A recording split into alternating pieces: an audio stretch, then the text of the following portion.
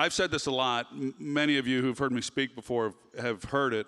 My father would ask me when I was as little as I can remember. He'd say, "What do you want to be when you grow up?" And I don't remember ever answering it with anything other than I want to be a professional athlete.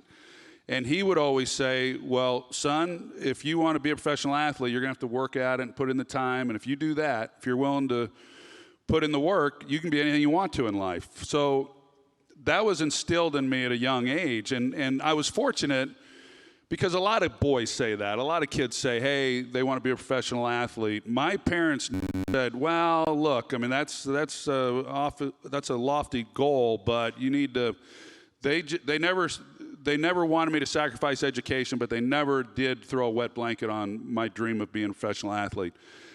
I will say that there was never a moment in my life I didn't think I would be a professional athlete at some point. I just always thought it was going to be baseball. So it was late in high school before I realized I was going to go on and play football. This video is sponsored by Bank of Texas.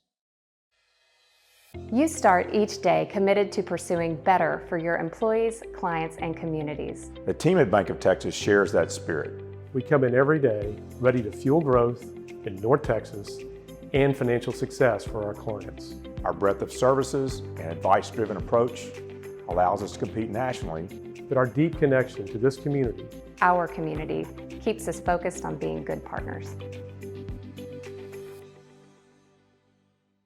Were you a pitcher or what position? Pitcher and shortstop. I had a chance to sign with the Mets out of high school. They were looking at me as a catcher or outfielder. And the story with that is the Mets guy, the scout, he had been scouting me for a while and had been asking what it would take because I'd already signed my letter of intent to go play football at the University of Oklahoma. And they didn't want to waste a draft pick on me and then me go and play football and then they have nothing to show for the pick. So they kept asking me, what's it for you to sign if we draft you? And I had no agent. My dad started treating me like a grown man from the time I was about 6 years old. And in some ways that's really good, but in other ways you give up a lot. When you're treated like that as a young boy, you give up a lot of childhood, and I did. But I was 17 years old. I graduated. I was relatively young, and I remember I was upstairs in Oklahoma. We had a party line, and we didn't have a. People may not even know what a party line is, but I do. That's what we had out in the country. This scout for the Mets says, hey, we got to know what it's going to take for you to sign. And I knew I was going to go to college, but I just wanted later in life to be able to say that I got drafted. So I was putting him off, and then he finally says, what's it going to take for you to sign? And I said, well, $250,000, which I have no idea why I said that or how it was. Or, right. I mean, I had no idea what anything was money-wise at that time. And it didn't come from my mom or dad. They're downstairs, having dinner. And the guy says, $250,000. Darryl Strawberry, that was their big star at the time. Darryl Strawberry doesn't even make $250,000. And I said, well, if you want me, that's what it's going to take.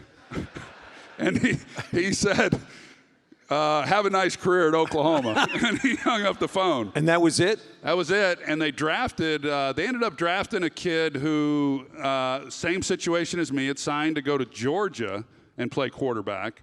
And he did not go to Georgia. He signed with the Mets. And for the life of me, I can't remember his name. But he made it to the big leagues, and he had a nice career with the Mets in the major leagues.